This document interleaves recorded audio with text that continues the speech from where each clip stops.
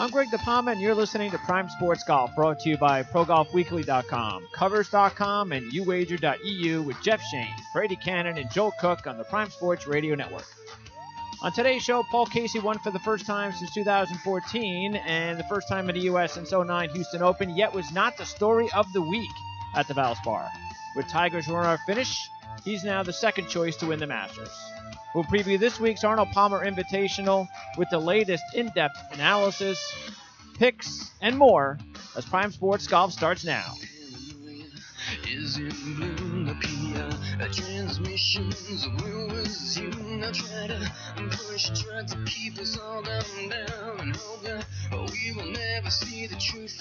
All right, thanks again for joining us for another great week of golf coverage for this Tuesday, the 13th of March, 2018, along with our media partners at ProGolfWeekly.com and Covers.com. All right, so 24 of the world's top 50 ranked players, led by number 5 Justin Rose, will be participating in this week's field at the Arnold Palmer Invitational with Australian Mark Leishman, the defending champion.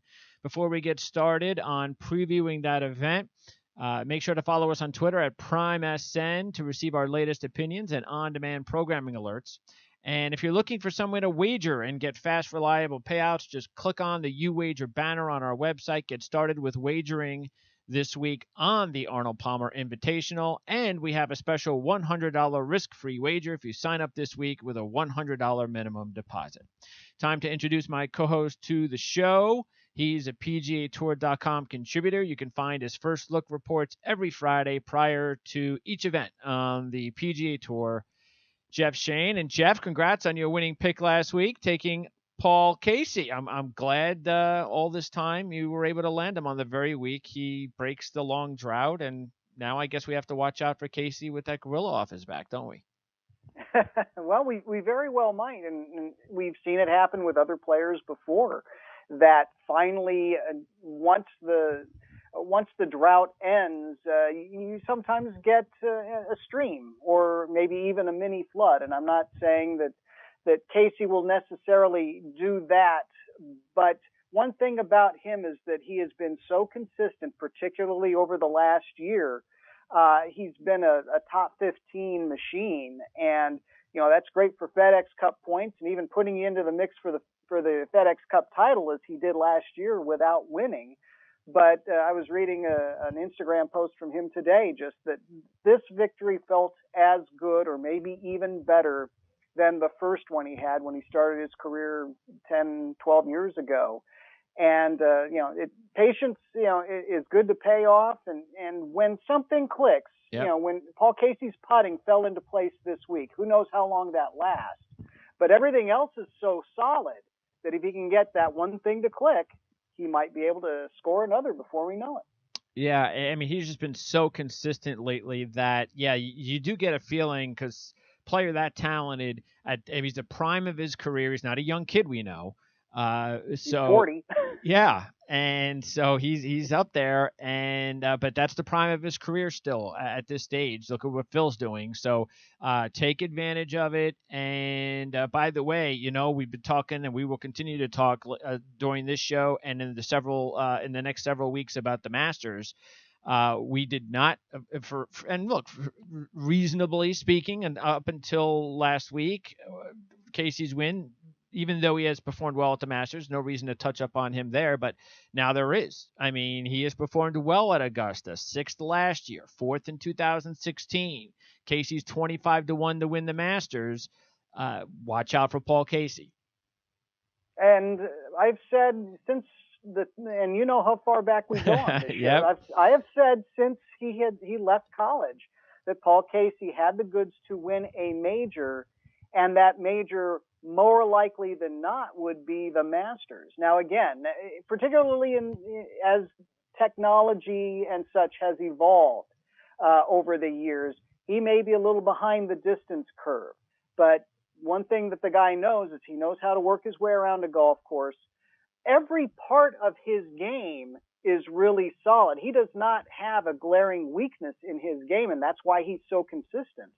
So going up against the tough major setup if he can get a little something to fall into place, and some of the others, or all of the favorites, Tiger Woods and Dustin Johnson included, are just a little bit off, yeah, Paul Casey can absolutely be there on a Sunday.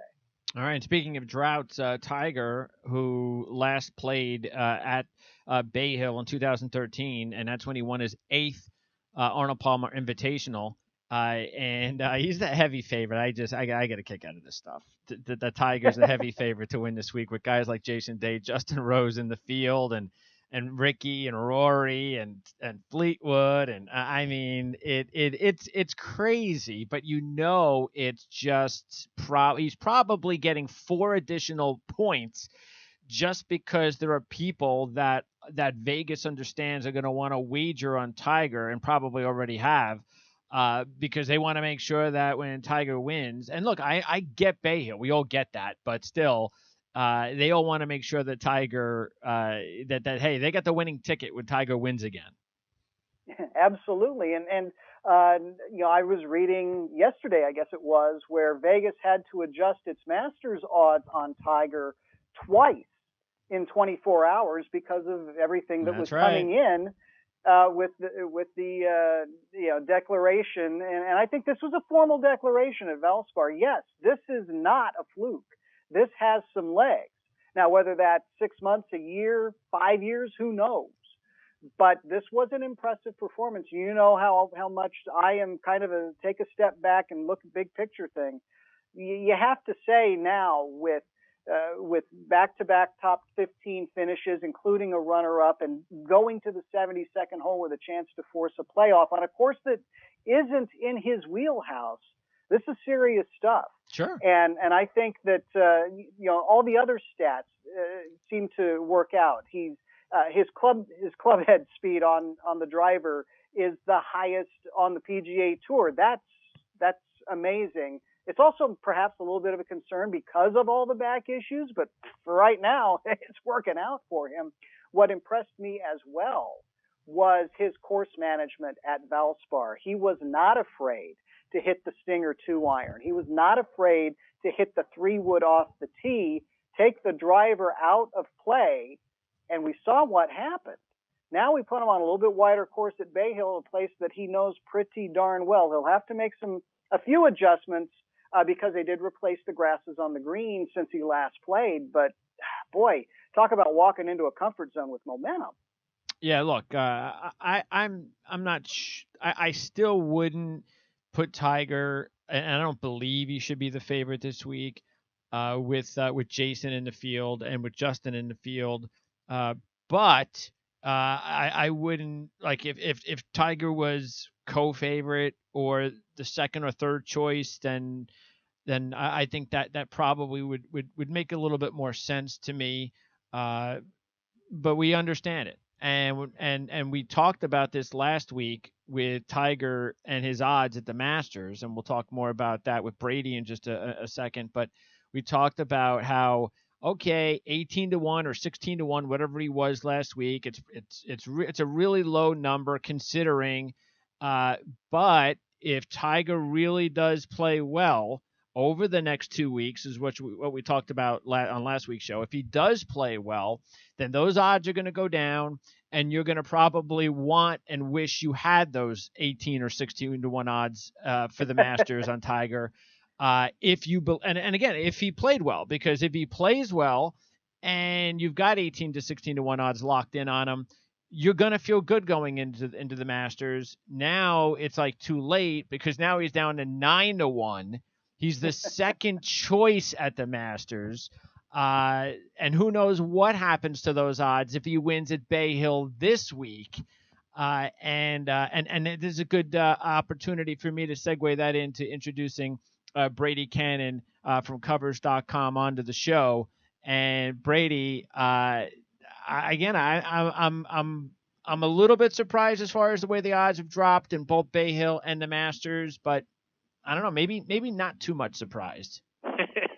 Yeah, don't be surprised. Tiger has taken the golf world by storm once again, And you know how golf fans react to Tiger. I mean, even if he just becomes a blip on the radar, they start betting him. And now he's a lot more than that. Pretty exciting what he did last week. All right. It's time for Inside Bay Hill, brought to you by Covers.com. Covers has the best handicapping data on the web for all major sports, including golf. Make sure to visit Covers Experts at experts.covers.com. And for a limited time only, you can take 50% off any purchase by using the promo code PRIME50. That's PRIME50. So we'll talk about the Masters in just a second, Brady. But I do want to ask you about, as always, that's why we have you on the program here, to talk about the golf course at Bay Hill. And tell us a little bit about what we're going to be looking forward to this week. It's a really good field. Tiger, Jason Day, Rory, Justin, and Ricky, and so forth. So what are these players going to be looking at on this particular golf course? And what should we be looking at when we're trying to fill out our fantasy picks or our wagers? What type of player that might fit best on this golf course? Yeah. The golf course has actually changed quite a bit over the years, and if you know anything about Arnold Palmer, of course, he loved to tinker with his swing and tinker with his equipment. I mean, he was in his garage just changing things and trying new things all the time. And when he bought Bay Hill Club and Lodge, he really did the same thing with the golf course. He was always tweaking it and messing with it.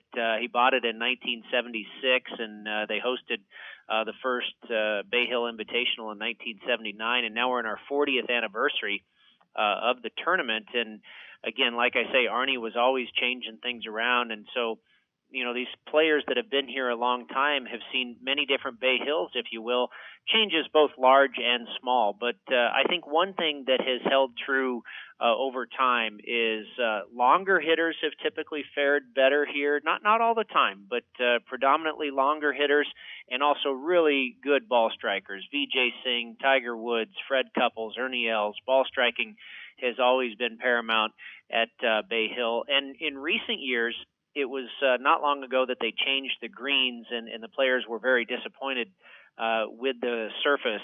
And Arnie heard about it, and so he made another change, and now they've gone to a TifEagle Bermuda surface, and that's one way you can get into your handicap, is see who putts real well on Bermuda greens. But they've got some of the best putting surfaces on tour now. The players are really happy with the product, and putting has emerged as a statistic that has become very indicative of winning at Bay Hill, where it wasn't so pronounced as it is currently. In the past, it was not so pronounced as it is or has been in the last few years. All right. What about, of course, we've just left a few golf courses over the last several weeks with the Snake Pit and the Bear Trap. What do we got to look forward to? What's like the signature hole, or what is it about this particular golf course that sticks out the most? Well, there's a lot of water on the golf course, and we unfortunately don't have a signature stretch of 3 holes like the Snake Pit or the Bear Trap. That was pretty fun.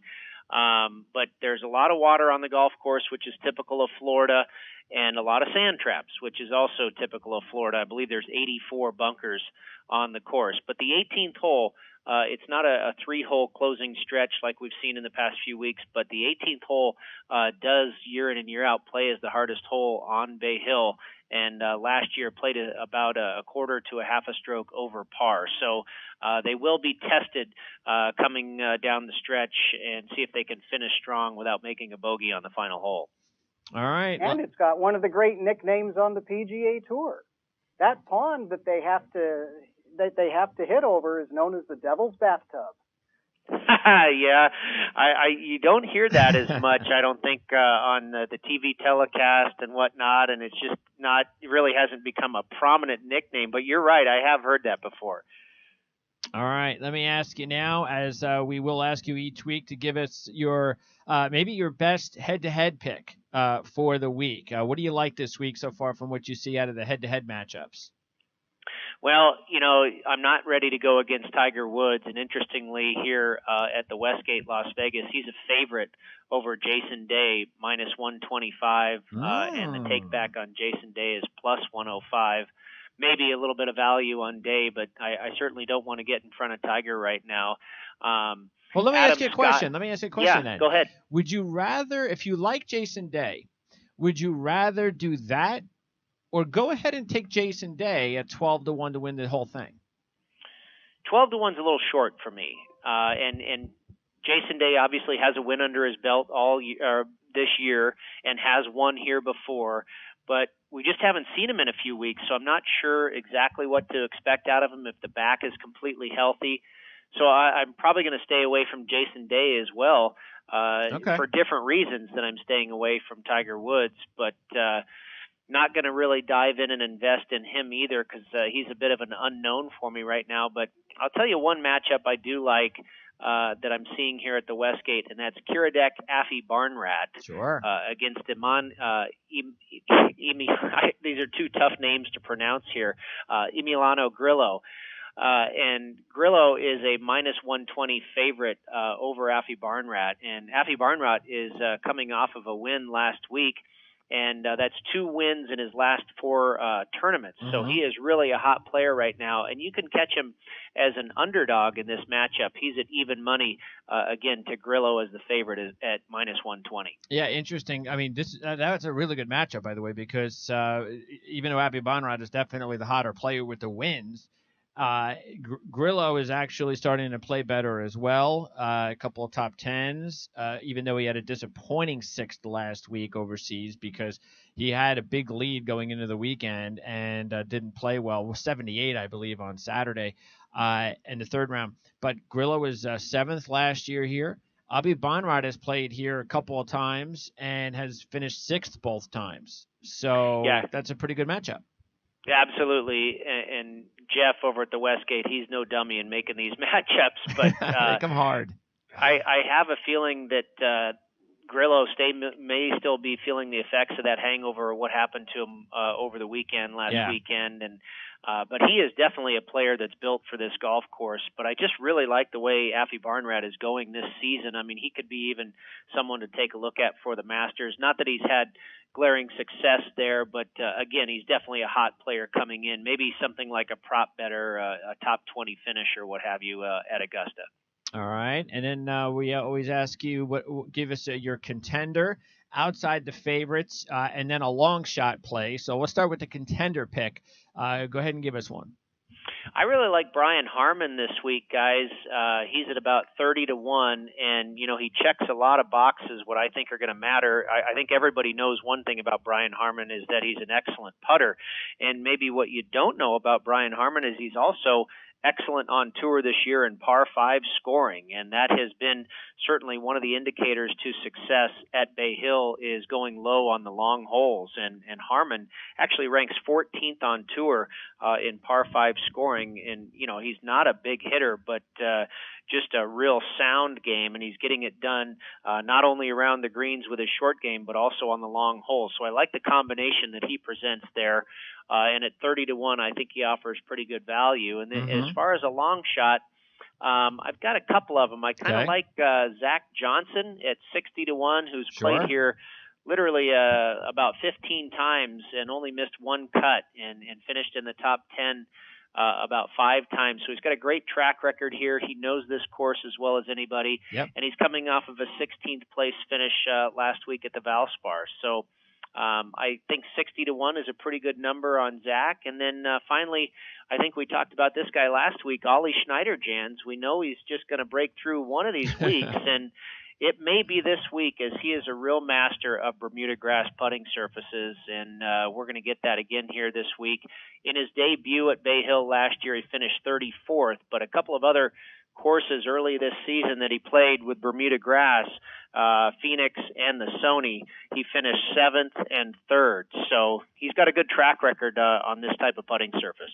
All right. Now, before I let you go, back to the Masters, and I guess I don't even have to ask you this because I know last week when we were talking about Tiger's odds, which were about 16-1, you didn't even like it at 16-1. So even though he was runner-up this week, I can't imagine you like him at 9-1 as the second choice, or roughly those odds. So give me a player that you do like based on the odds right now, because there are several of them that look pretty good. I mean, Phil's odds have now gone down to 14-1, so they're dropping. but Jason Day's always been good at the Masters. He's 16-1. Justin Rose has almost won here several times, including last year. He's 18-1. And as we said at the just a few minutes ago before he came on, I mean, Paul Casey, now that he's got the win off his back, he's been really good at the Masters, and he's 25-1. What about any of those players or someone else I left off? No, you definitely make a good point about Paul Casey, and a large part of that has to do with him getting that monkey off his back, and he can kind of free himself up to just play and do what he does so well. And you're right, he's had tremendous success at Augusta. I think 25-1 is a pretty decent number. And on the Tiger thing, I still am not ready to bet on him at Augusta, and I won't be betting on him at Augusta because we just missed the good numbers. Sure. In the last, we could have had 50-1, 40-1, 30-1, and in the last month, all that value has been taken away. So we missed that boat, unfortunately. But I like Paul Casey that you talk about, and I think Matt Kuchar at 60-1 is a pretty attractive number. This guy has a great history at the course, and he's been a little bit off the last few weeks, but I wouldn't be surprised to see him turn things around here as we head towards the Masters, and I wouldn't be surprised to see him in contention again in a few weeks at the year's first major. All right, Brady. As always, thanks a lot. We look forward to next week. By the way, it should be fun because we get an opportunity to talk match play. So, yeah, absolutely. A tough one to handicap, but a great one to watch. It is, isn't it? It's very tough to handicap the match play, but it is going to be a lot of fun, and golf gets their own version of a bracket contest. So absolutely. So we'll have fun breaking that down. Brady, I appreciate it, and we look forward to talking to you again next week. Thank you, gentlemen. Thank you. All right, Bye-bye. Again, that is Brady Cannon with Covers.com. Once again, go to experts.covers.com. Get 50% off any purchase by using the promo code PRIME50. That's PRIME50. So taking a look at some of the other odds at the Masters. And by the way, Hideki Matsuyama returns this week, right, Jeff? He's 33-1, by the way, at the Masters, and he's always played well there.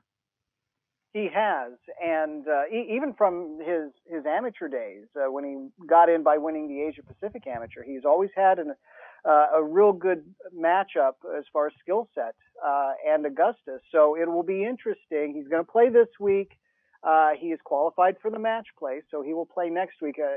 That being the case, I don't think he'll play Houston, but definitely a guy to keep an eye on these next 2 weeks to see if the wrist is ready for Augusta. Adam Scott is starting to now play better, and he has the green jacket. He was 9th last year at the Masters, and he's sitting there at 50-1. So, this is a similar type situation. What we've talked about with Phil and Tiger over the last several weeks is, do you take a guy with those odds now and risk the odds going down if Adam goes out there and maybe wins this week or has a top 5? Because with his experience at the Masters, there's no way he'll be 50-1 if he plays well this week. It's absolutely true. And right now, I don't know that the general public has noticed that since we've gotten to Florida, 13th at Honda, 16th last week, he didn't qualify for Mexico. So if he puts up, another top 10, maybe even a top 15 at Bay Hill, and he holds a couple of scoring records at Bay Hill, he can do it. We're not going to see 50-1 by the time people figure it out. Now, who was the last player to repeat at the Masters? Because Sergio's sitting there at 28-1, down from 33-1. We mentioned that last week. We know how difficult it is. Look, it's difficult to repeat any major. But the Masters is probably would you think it would be the most difficult because of everything that you have? I mean, just the green jacket, going back there, the responsibilities of going back there, throw in the memories. There's just a little bit more on your plate the next year at the Masters than maybe any other major that you're repeating. Yes and no. I mean, certainly there's the Champions Club dinner and all that goes along with that. However, the difference between this and the other majors is that you're coming back to the same golf course that you had so much success at before, as opposed to the U.S. Open, where you go from one to another. Brooks Koepka is not going to defend at Erin Hills. He's going to defend at Shinnecock, and that's a completely different ball game. And so I think that it might be the easiest, and it's never easy to double up at a major at all, but it might be the easiest to do at Augusta, because you are playing the same golf course year after year after year, and you come back with a lot of good vibes, and you're comfortable at that place. By the way, the last player to repeat, and there have only been 3, but Tiger Woods in 2001, 2002 was the last man to put the green jacket on himself, so to speak. That's a surprise, isn't it? By the way, Sergio, though, is a little bit different, as we know, with coming back to Augusta. Because we didn't expect Sergio to win last year, nor did we expect Sergio to ever win. And I don't even think he expected to ever win there. That was the one major golf course that he admittedly said he just didn't feel comfortable for whatever reason. And that's why we've just figured, well, Sergio's not going to win there. And so for him to finally break down and get a major, we all figured, he's definitely, if he gets a major, it's going to be the Open Championship. That's a given. And it winds up being the one major out of the 4 that we would have bet he never would have won. Well, and that shows the power of the mind. And so often, Sergio had always been on edge. He'd had some bad Sundays at Augusta, and that scar tissue would keep coming back to him. And it got to the point where he would always be on edge about, okay, when is the shoe dropping at Augusta? Lee Trevino was the same way. Lee Trevino should have won Augusta at some point in his career. And it got into his head, and he would admit these days he was always the first guy that wanted to leave Augusta because it was always a bad experience. And I think a lot of that was self-inflicted. And a lot of times, back when the Tournament of Champions was the tournament that followed Augusta, Lee Trevino would go out and win the Tournament of Champions the following week because his game was so good. But Augusta got into his head, and we thought Augusta had gotten into Sergio's head a lot. But, the new life, he was engaged last year. Now he's married to Angela. That has had a real calming effect on a lot of things. You see a different personality out of Sergio just on a week-to-week basis. The shields are down. He's more comfortable in his own skin. What will be interesting this year, and you can see this, get more details on the Around the Tours report at PrimeSportsNetwork.com. He's stepped away from the tour, at least for this week, because he's going to become a father. In fact, he might even be a father by now.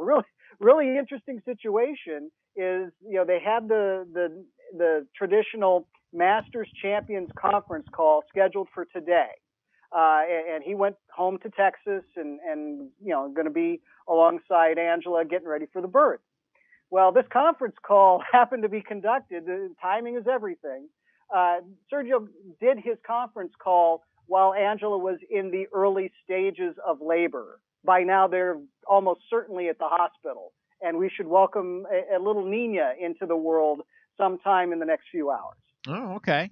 That is nice. And because I thought just a few days ago that it wasn't she originally expected a weekend birth, but the due date was Sunday, but sometimes they want to come early. That's right. So who knows when we'll see Sergio again? Probably just next week. Is that a possibility? With even though this is going to be a pretty busy week for him. Personally, he even said when the due date was Sunday that if everything goes well, he would like to come to Austin. And he lives I think it's in the Dallas area. Texas is big, but compared to a lot of other things, it's not that far. Yeah. Dallas to Austin. It's like a state. So he wanted to play match play and then take the week off and then go to Augusta. I would imagine that with baby Garcia coming 5 days early, that actually allows that to a greater chance of happening. All right. Joining us from ProGolfWeekly.com, a weekly digital magazine that covers pro golf around the world, is ProGolfWeekly.com lead writer Joel Cook. And Joel, it's Tiger Mania. Did you get enough of Tiger during the coverage last weekend and over the last few days, and I guess to prepare about the coverage you're about to receive this week? Well, strangely, I don't think I've had enough. I mean, he earned it with the way that went last week.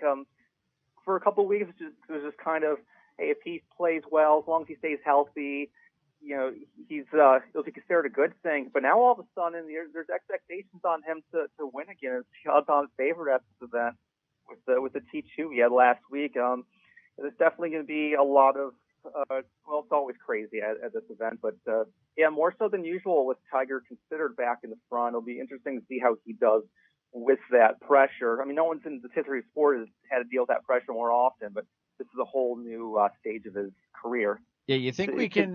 You think it's possible that after all these years, we might be able to get the final round pairing of a lifetime at the Masters with Tiger and Phil? That would be fantastic. I'm trying to remember the last time we saw those together, like the U.S. Open forever ago. Even that wasn't the last group.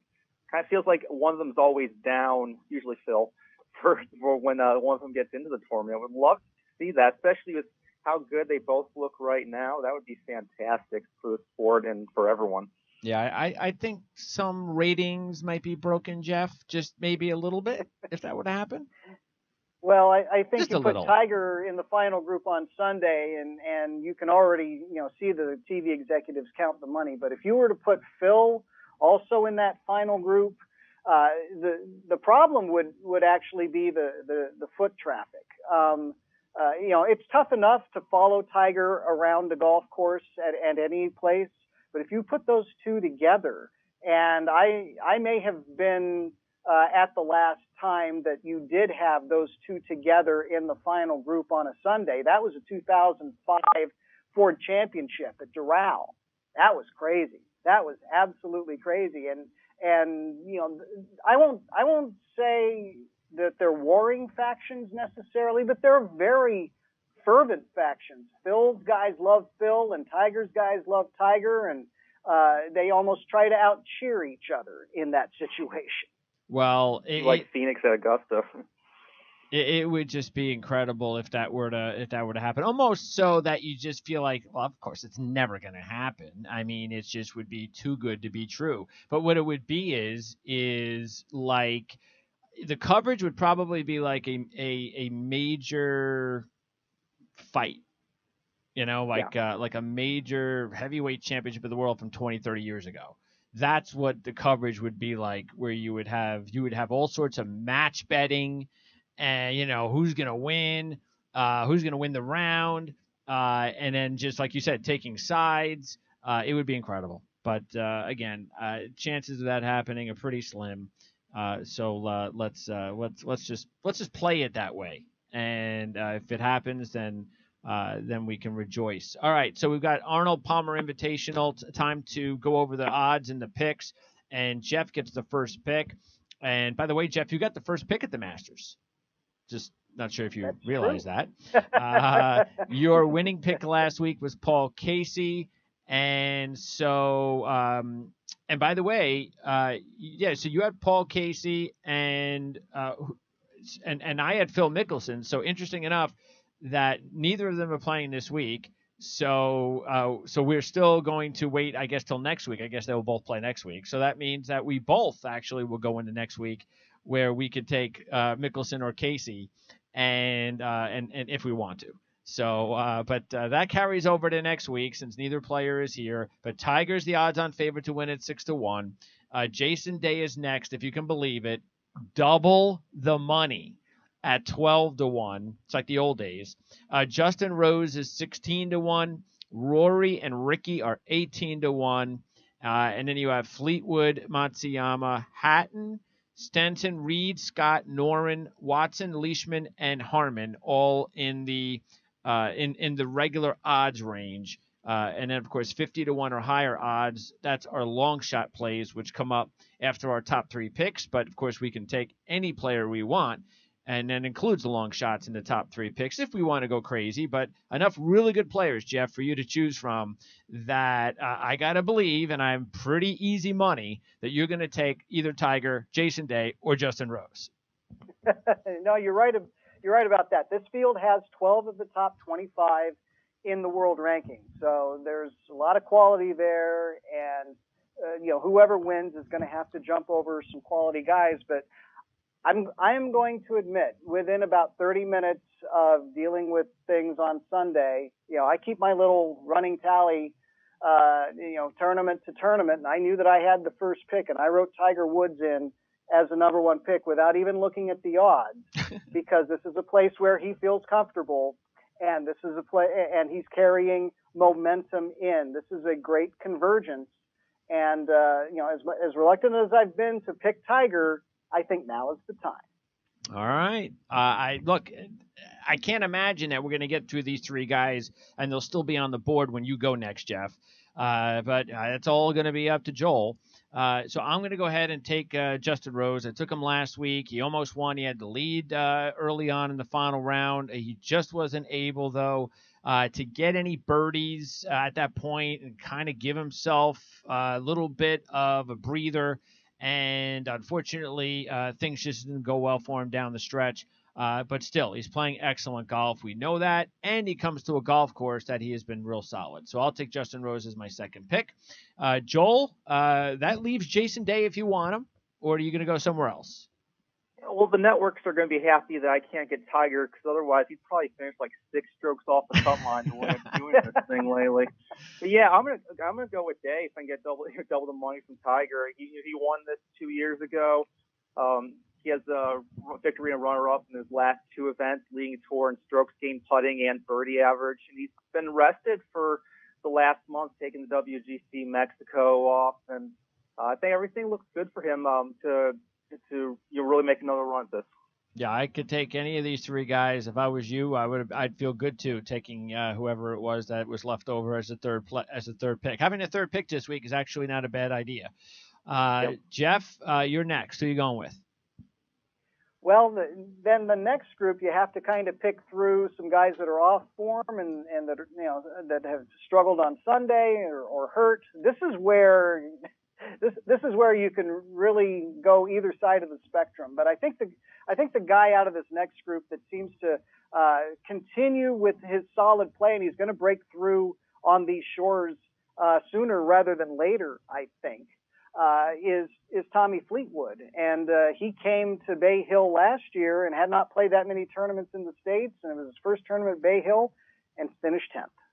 Yeah, Fleetwood and a couple other guys were definitely on my list. Of course, I've taken Fleetwood a whole bunch of times, so I probably would have nabbed him here. Absolutely.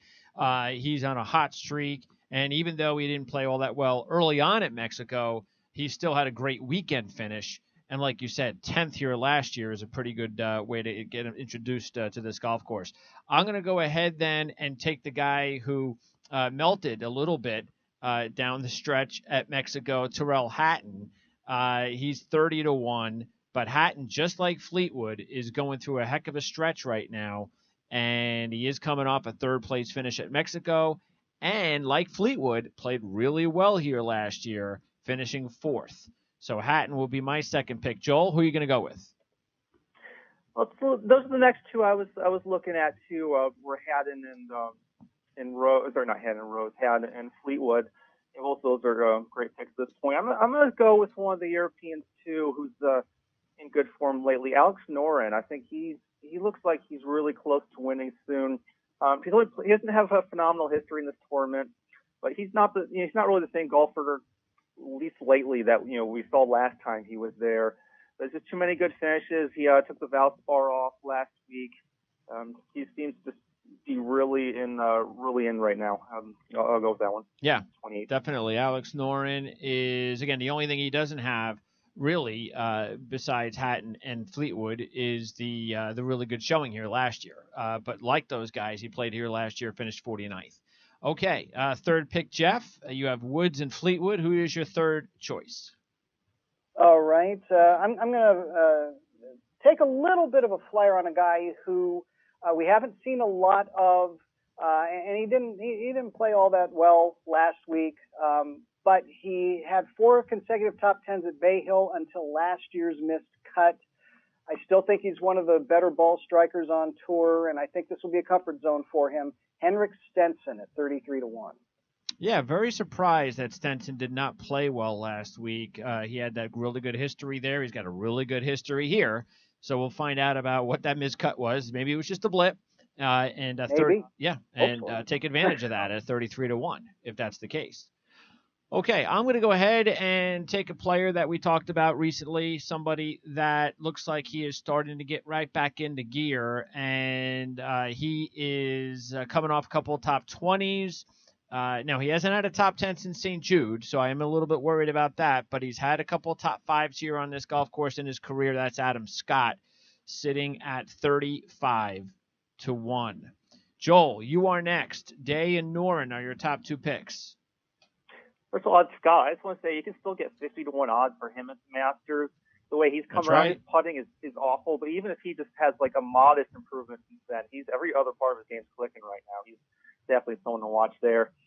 I'm going to go down a little further with someone who's played well here before, twice. That would be at 50-1. I'm going to go Kiradech after Barnrat here. We've taken a few times, but I don't want to risk him not falling to my next spot. He's winning all these events. I mean, they're not the strongest field events, but he's even showing in the big events he can win, or he can play really well. He had T5 in Mexico. He's runner-up the DP World Championship. In Mexico, he was especially impressive. He led the field in scrambling, strokes gained, tee to green, strokes gained around the green. He just has this winning mentality right now, and I want to get on him while he can still get odds that good on him. Oh, yeah, no question. I would think that he would not have been available for you next time around. You might as well take him now. Brady just talked about him as a good match play pick. And since September of last year, Avi Banrat was 160th in the world. He's now 31st. 2 runner-ups and 3 wins worldwide will do that. But, yeah, like you said, the one thing that's missing, Jeff, is can he start putting that together on U.S. soil? We haven't seen that yet.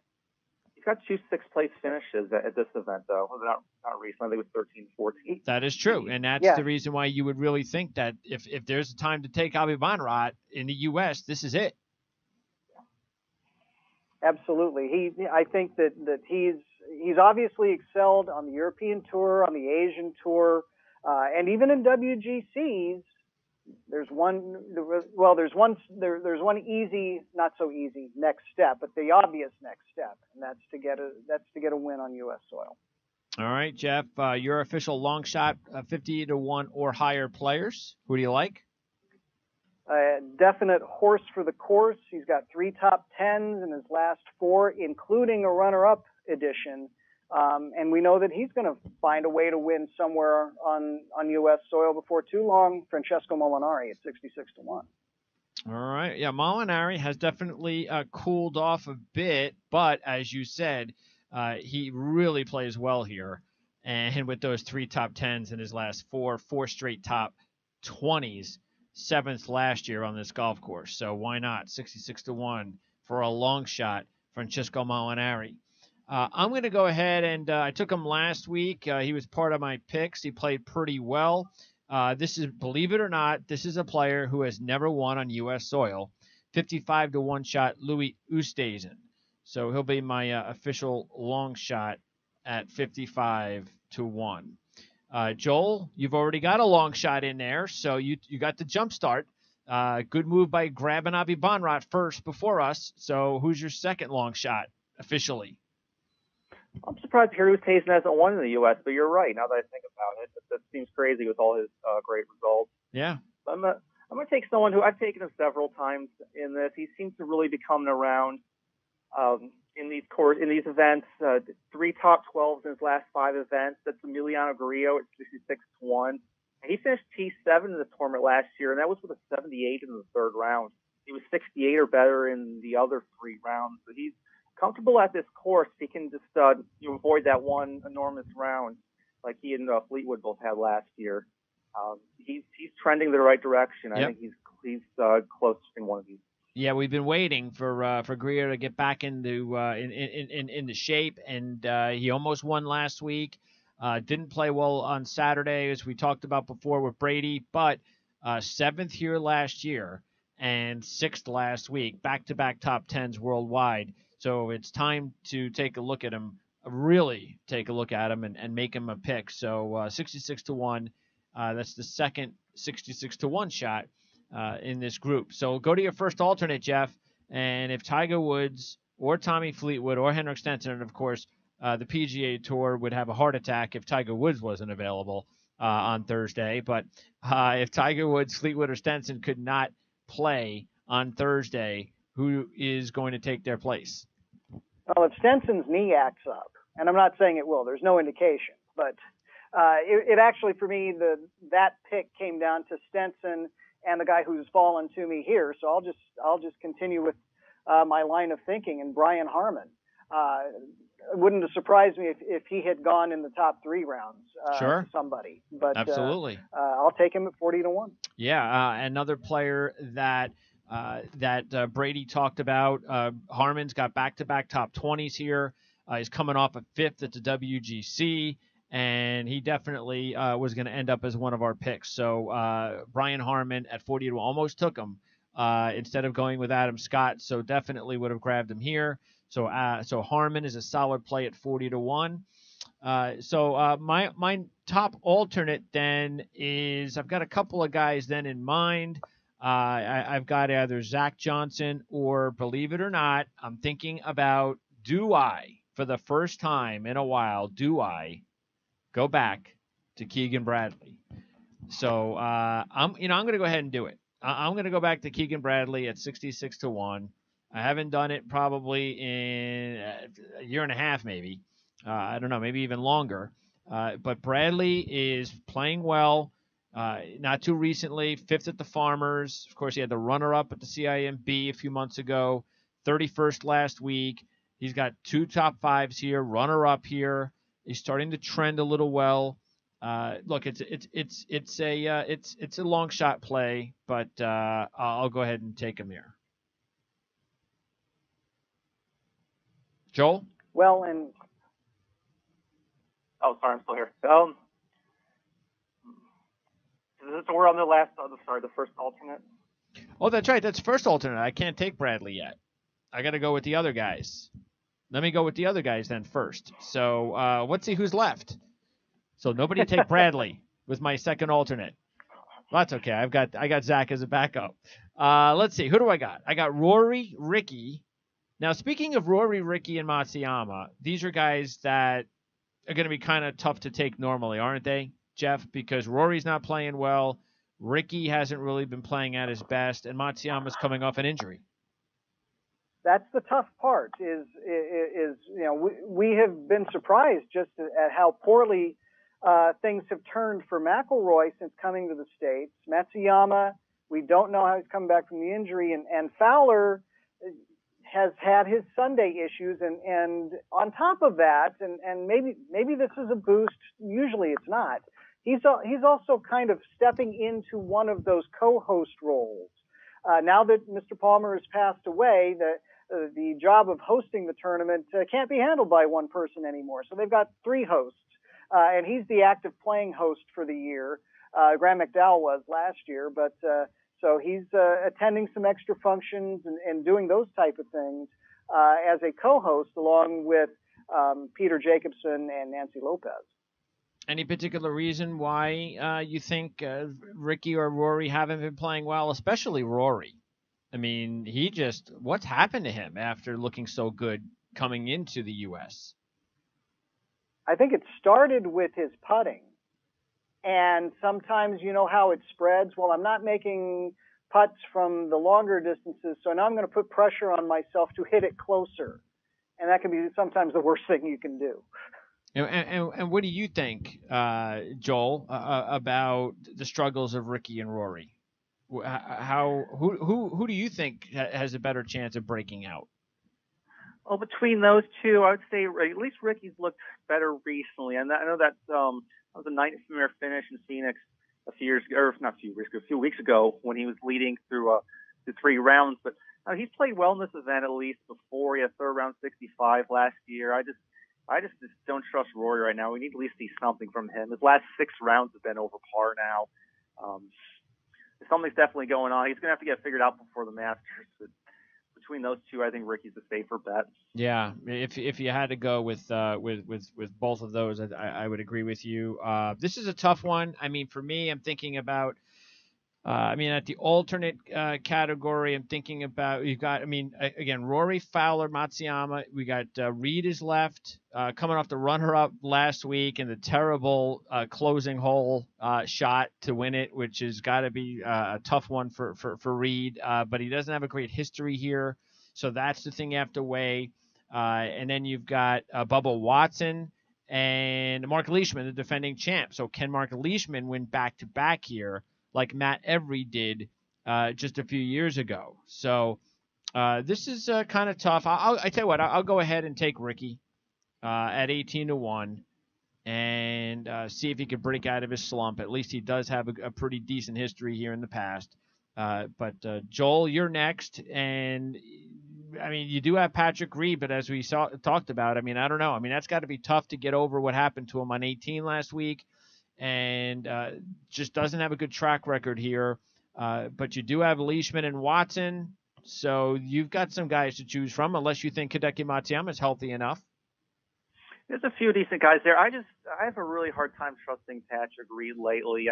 Sometimes he can be a little streaky, so it wouldn't surprise me if he starts going, but I don't know if it's all there mentally. I think I'm going to go with Hideki. I know he's on the layoff, but he was playing well before that. He's played well here before. He had that final round 76 last year, but I believe he played well the year prior. If he had a few more weeks in front of his, in front of him or behind him, I think his odds would have been a lot lower. I'll gamble on that. Yeah, tied 6th 2 years ago.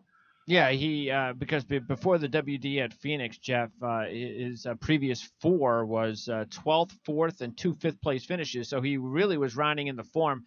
Felt that maybe it was possible for him to three-peat at Phoenix, and then all of a sudden, out of nowhere, the injury occurred. So we just don't know. If he's healthy, then this isn't a bad pick at this spot.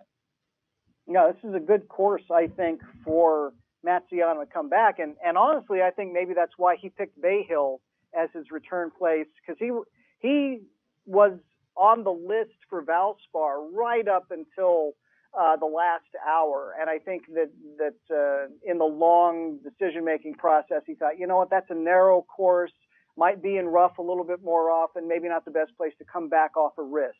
Bay Hill is. All right, Jeff, your final pick is your alternate long shot if Molinari is not available. You've got a whole bunch of players to decide on. Cameron Smith is another Aussie. See if there could be 3 straight Aussies to win here. And he's 55-1, as is Kevin Chappell, who was runner-up a couple of years ago. Luke List is playing well at 60-1. Brandt Snedeker played well until the 78 on Sunday. He's 66-1.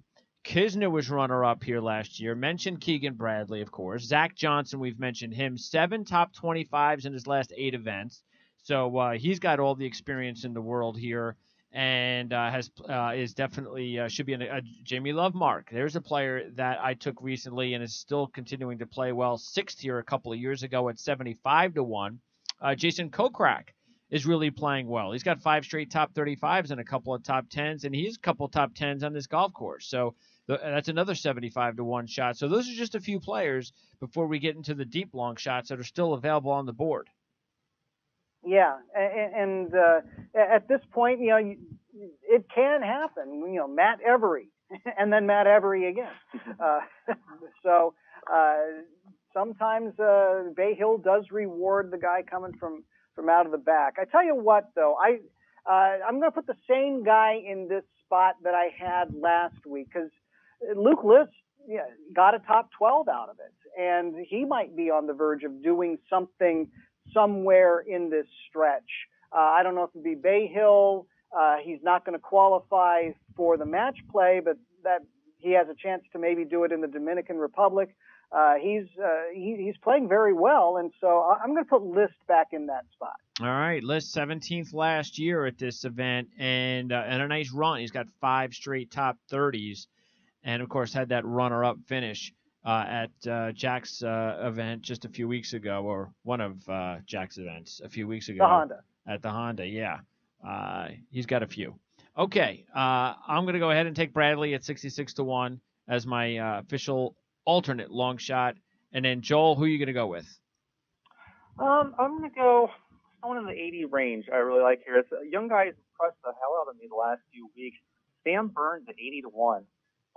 Ride that one while it's hot. He had that late triple bogey, but he was in the mix for a really long time at the Valspar. He played great at the Honda. He was even teamed up with Tiger at one point and really didn't seem to fade. I don't know how long he'll keep the good play going, but right now he looks very legitimate. At 80-1 odds, I think that's a good guy to look at right now. Yeah, not only does he have that 12th and 8th in his last 2 on the PGA Tour, Jeff, but he's got the runner-up at the Web.com Tour before that. So he's on a nice roll, but he's never won professionally. So where does this come from? What do we know about Sam Burns? Since he's never won professionally, this is a college kid, I'm assuming, that has turned pro recently. Yeah, he's only been a professional for 6 months. He stayed amateur through the summer to play in the U.S. Amateur, and he was crushed when he was not selected to the Walker Cup team this past year, the one that played out at Los Angeles Country Club and beat Great Britain and Ireland. Honestly, his omission was a stunner to a lot of people because this was a College Player of the Year at LSU. He is the reigning Nicklaus Award winner for the 2017 season, had a really good run at LSU, and maybe a little bit because of that, when he turned professional, he came out with a little bit of a chip on his shoulder. Not only does he have talent, but he's got a little motivation now. And as you say, played well to have the runner-up finish on the Web.com Tour. If and when he goes back there, he's going to get his PGA Tour card with no problem through the Web.com regular season, if that's the case. But right now, he's also playing well enough, he may not have to go back to the Web.com Tour. This will be his 6th start on the PGA Tour. It will be the 5th sponsor exemption that he used. He doesn't have to count Valspar last week because he earned his way in with that top 10 at Honda. And he's got another one, another freebie at the Memorial because he's the reigning Nicklaus Award winner. So he's got a chance here with a couple more top 15 finishes to say the heck with the Web.com Tour and earn his PGA Tour card through the sponsor exemptions like Jordan Spieth did and some other notable players have done. And right now he's playing extremely well. I certainly, if I was picking last in the second alternate position, I might have given Sam Burns just as much consideration as Joel did. You never quite know with these college kids. Sometimes they're Jordan Spieth and they come out immediately hot, and sometimes they're Justin Thomas and it takes a couple years and all of a sudden they figure out how it all works. But I think we're going to see a lot of Sam Burns, and it's going to be sooner rather than later. As I said, even if he doesn't get his PGA Tour card, he's got 4 more starts on the PGA Tour that he can use before he's out of exemption. If he can't do it by then, he goes back to the Web.com Tour, wins a tournament, or has a couple more top 10 finishes, and he'll have the money that he needs to get his card that way. Hey, well, you know what? He might as well, as long as he's throwing out those top 10, top 15 finishes, he might as well just keep playing as often on the PGA Tour, use up those spots as much as possible. Absolutely. And by the way, when he was paired with Tiger, he beat Tiger by 2 at Honda. There you go. And we know how good Tiger's playing. So Sam Burns. Go ahead, Joel. I would say his putting's been unbelievable, too. He's second on tour in strokes gained putting at the moment. I mean, that can kind of be variable, but he's definitely in the rhythm right now. All right, Burns, 80-1. And a few other long shots that I was thinking about, too. Kevin Chappell with that runner-up a couple of years ago. Let's see, I mentioned already a few of them. Kevin Na He's played well here before, runner-up in 2010, a few other top 15s, runner-up to Genesis. He's had a few weeks off, so he's coming in well-rested. Another player looking to get off the schneid. So we've had Mickelson and Casey. So if you're looking for guys looking to end droughts, Tiger's a good idea, as is Kevin Na and a few of these others. Let's see, Jimmy Walker. Maybe it's time to start thinking about Jimmy Walker. Joel, what do you think? I mean, he's starting to play a little bit better. And look, we saw at the PGA Championship, he wasn't in form and still won the PGA Championship. So the only thing with him is just to go out there and be healthy again, which it looks like he is. And he does have some decent results here in the past. Yeah, he's getting closer. He looked really good at Pebble Beach earlier this year. He's started off the season pretty lousy, but recently it seems like he's feeling healthier. You know, he's won quite a few times on tour before, and he's a good fit for this event. So was I think 100 to 1 right now. 100 to 1. Yep, 100 to 1. That's a big number. Yeah, that's worth a flyer. Probably him or Russell Knox are probably my favorites, 100 or higher. But yeah, both of them are players I considered quite a bit. Yeah, Knox at 125 to 1, and I was also thinking about Sean O'Haire. Jeff, Sean O'Haire has got a very good track record here, and he is coming off a 12th place finish last week. He has, I think, 3 top 10s here in his career. He was runner-up in 2009 and third in 2008. So he has played well here before, and he's at 200 to 1. What about you on some of these other long shots? Well, one name that jumped out me in the 100 to 1 range. Well, I'll step back. I think Jamie Lovemark.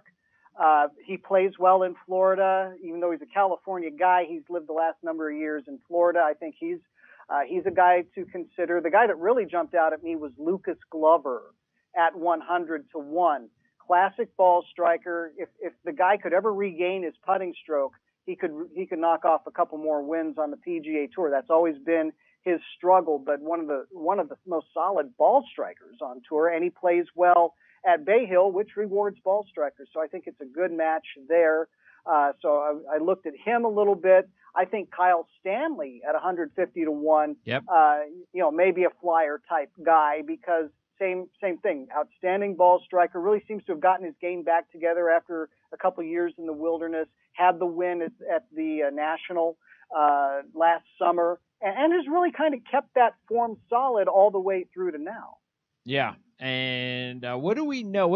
I mean, at this time of year, we get the Sam Saunders effect, and especially, no matter what, we're going to see him in the highlights, or we're going to see live coverage. We'll get some Sam Saunders. We'll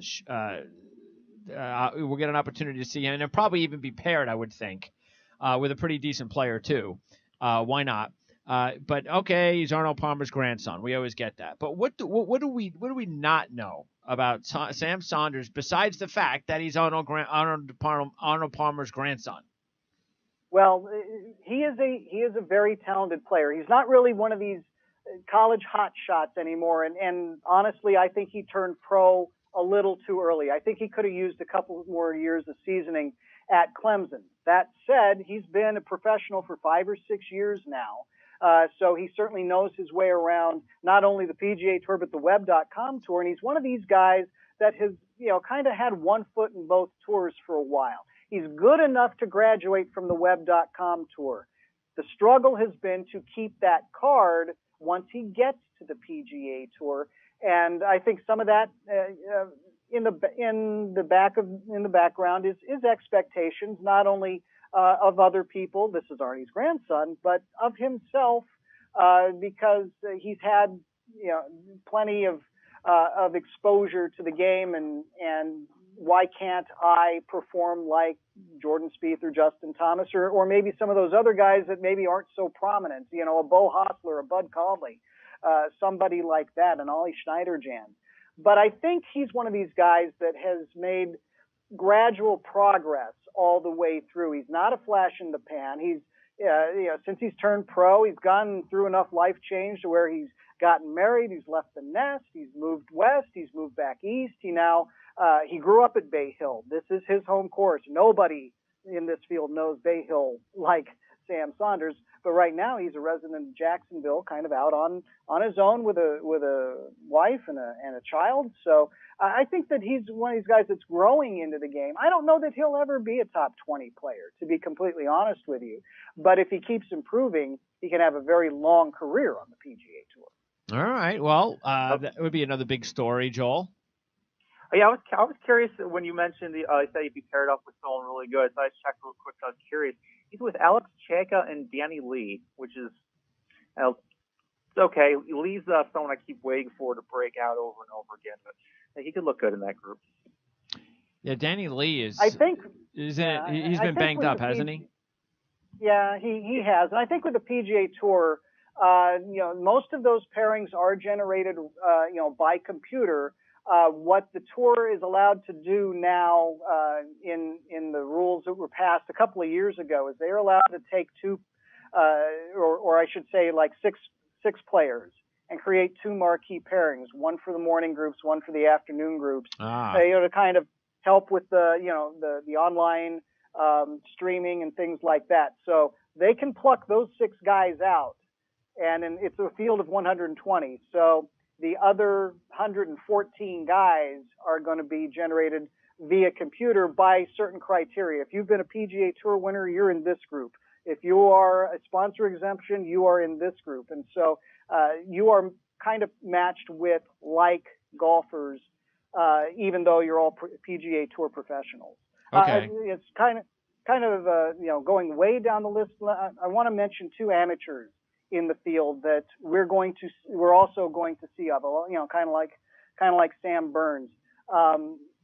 Doc Redman is the reigning U.S. amateur champion, and this is his first taste of any PGA Tour event inside the ropes. And so it'll be interesting to see how he does. But Doc Redman was an extremely talented junior. He won the U.S. amateur last year, and I believe that was as a freshman at Clemson University.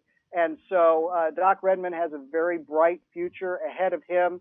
And then a little further down the list is a Cal golfer by the name of Colin Morikawa, who was on that Walker Cup team that didn't pick Sam Burns. But Colin Morikawa is now number 4 in the world amateur rankings and is coming off a record-shattering college tournament where he won an individual title. So 2 more names if you want to start seeing that next generation, guys that are getting ready to come off the college circuit. Doc might be a little ways off, depending on how long he wants to stay. But those 2 guys are definitely worth looking at. Okay. And Joel, next week when we talk, it's match play. So do you get into match play? Oh yeah, I love the match play. I'd be curious to see how we do the system with that. I haven't been here for a match play yet. Yeah, it's definitely exciting. I'll be looking forward to that one a lot. Yeah, well, usually we just do the regular picks and then we go over the bracket because it's always going to be different.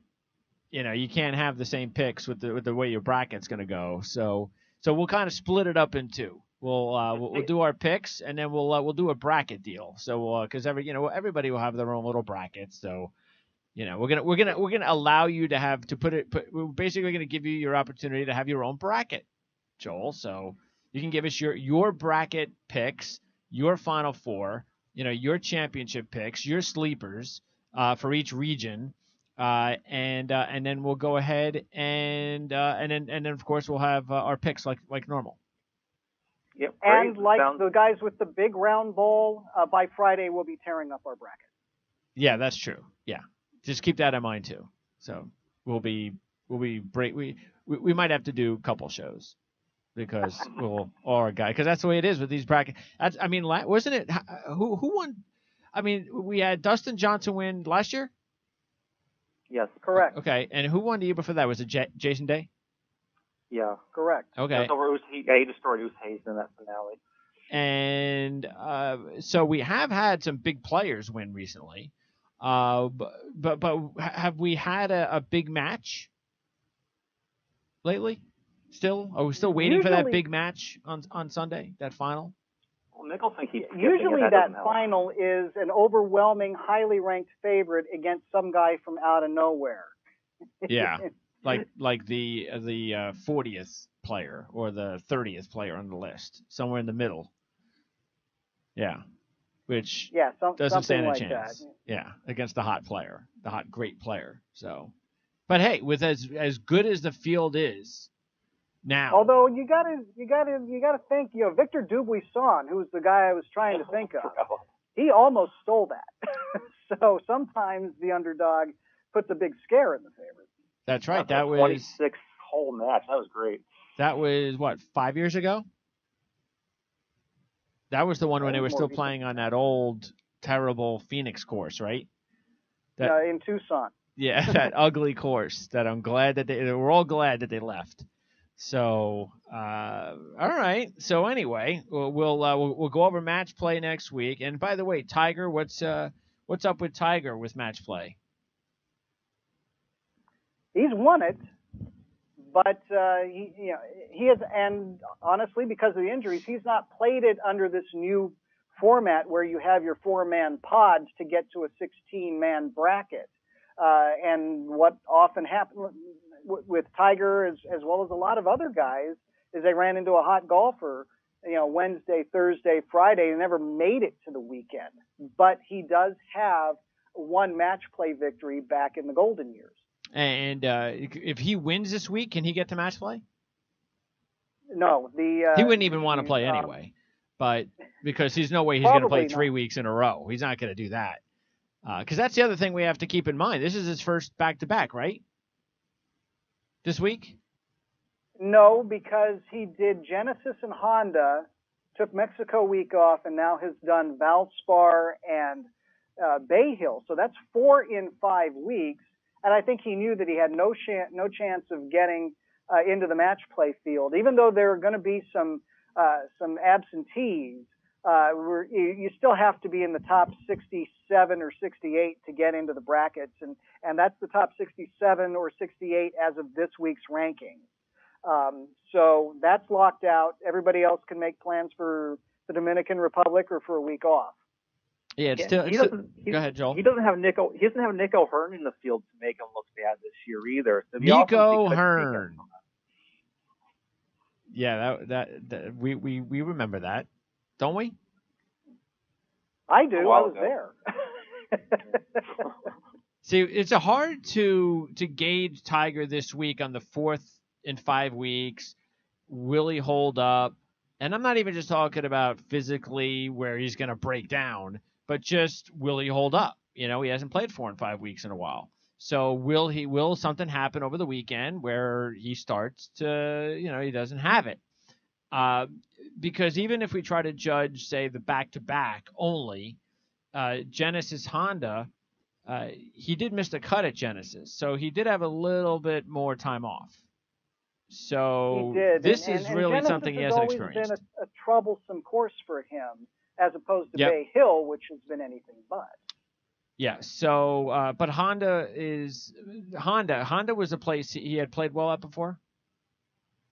He was runner-up to Rory McIlroy, I believe it was in 2012. Okay. So this is, of course, just a whole new situation because of all the wins and success here, the 4th in 5 weeks. So we'll find out how it all works out. And I'm assuming you guys are wall-to-wall Tiger at Pro Golf Weekly, Joel? Yeah, it sure feels like it right now. My first 2 big storylines on my storylines for extended storylines for this week are both about the Tiger effect and all the help it's doing for the ratings and just how that effect, like even these guys, Jordan Spieth and Dustin Johnson, who they were your guys you watched most the past year, but still they're everything they're doing is getting dwarfed by the Tiger mania, and we're trying to capitalize as best we can. But those are I go into that quite a bit in my 6 storylines for this week on Pro Golf Weekly. All right, Joel, appreciate it. Match play next week. Enjoy Tiger this weekend. Absolutely. Thank you. Thank you, Joel. And by the way, you know, if you think about the, you know, we talked about the odds being 6-1 and what they are and how low they are and so forth. You know, I don't know. It would be kind of interesting to see what would happen if he were to struggle a little bit this week. But again, I think that even if he were to not live up to what we are all expecting him to do, I think we can at least like let's just say even if he finishes 25th, which we would understand would still be okay considering where he's come from, it would kind of be a letdown to a lot of other people. And I wonder how that would be interpreted heading into the Masters, which, you know, might actually be better because I don't think it would matter to me as long as he doesn't go out there and, you know, miss the cut. Well, and I think, you know, lightning can strike, I suppose, but, you know, Tiger Woods missing the cut might be an even bigger headline. Missing the cut at Bay Hill would be an even bigger headline than being second at Valspar, because that would just be a complete head scratcher. That how could Tiger not find a way to put two rounds together and guarantee himself a ticket for the weekend, especially off what he did. But I think that if he finished top 25, that might cool some of the frenzy. And let's face it, we are dipping a toe very deeply into the frenzy water right now. And if he wins, we'll all have, as a golf society, you know, dove straight in. But I don't think that the Masters odds would cool off a whole lot, because he did show those signs of life at the Valspar. And boy, wouldn't it be a great story if he was to end his winless drought with another green jacket. And it's one of those things where, you know, hope, you know, and let's face it, you know, a lot of this is hope anyway, but hope might trump reason a little bit here. Well, that's why the odds are 9-1. Because hope is trouncing logic, because there's no way he should be the second choice at the Masters right now. But it's those odds are 9-1 for hope. That's the main reason. You know, he really should be back where he was last week, even after the performance last week. That's where he should be. He should be about 18-1. Right. Yeah, but now it's hope bolstered by a runner-up finish at a place where he had never played before, you know, or had not played in 22 years. I'm sorry. You know, I think this is also probably going to be a good thing for Paul Casey, because not only does he get the gorilla off his back, but he gets to do it with nobody paying attention. Yeah. Like, you know, almost. So there's still, so even though the pressure's off, the pressure's really off because nobody really even noticed that he won last week. So it's like, you know, it's probably a feeling he's never had before ever. He's won, 16 times, I think, right? Professionally? Worldwide? I'm not sure if it's that high, but he's certainly a double-digit winner worldwide. And he's won, you know, the BMW PGA Championship, their flagship event over there. He's won some significant tournaments. But you know, for him, I'm not even sure he's processed that part of it yet, because he's just enjoying the vibes from having won. And by the way, this is kind of a downer week for Paul Casey, because a very close friend of his died on the Saturday in Mexico. And so he actually pulled out of Bay Hill to fly back across the pond and attend her funeral this week. And then he'll come back for the match play next week. So I think he's still kind of processing a little bit. And let's be honest, even without any of this, you know, nobody was going to pay more than 10 seconds of attention to Paul Casey looking down the list, because Tiger or no Tiger, it was still going to be Dustin Johnson, Rory McIlroy, Jordan Spieth, Justin Thomas. All right, Jeff. All right, Jeff. What do you got going on at Around the Tours report at Prime Sports Network? What are the highlights for the listeners to look forward to read that report? Well, like everybody, we try to put the Tiger performance into some perspective, and I think we have to admit this might actually be something. now. But we also look at some other Masters-related things. The news last week that Shubhankar Sharma got a special invitation to get in. Talk about Sergio and the baby that may be very well welcomed into the world by now. There's a schedule change coming among the LPGA majors, and it's kind of a light week in terms of tournaments going on this week, but there are two strong ones, not only the Arnold Palmer Invitational, but the LPGA begins its U.S. part of the schedule at the Founders Cup in Phoenix. All right, Jeff. Enjoyed it as always. We'll talk to you next Tuesday when we preview match play. Should be fun. Book a large block of time, right? Yeah, right. All right, so we'll get into all our brackets next week and continued previewing the Masters, which is coming up real soon. So don't forget to follow us on Twitter at PrimeSN. And again, for our listeners, anybody out there that wants to wager either this week on Bay Hill or the Masters, you want to find out more about it, you can check out experts.covers.com. Brady Cannon, our resident golf handicapper from Covers, he's there. And for all the other sports, college basketball this week, of course, is huge. You can check it out at experts.covers.com. Take 50% off any purchase by using the promo code PRIME50. That's PRIME50. And also check out ProGolfWeekly.com and Joel Cook and all of their great coverage on all the professional tours. And, of course, Jeff Shane's First Look report on Friday for match play at PGAtour.com. I'm Greg DePalma. Thanks for tuning in to Prime Sports Golf. We'll see you next time.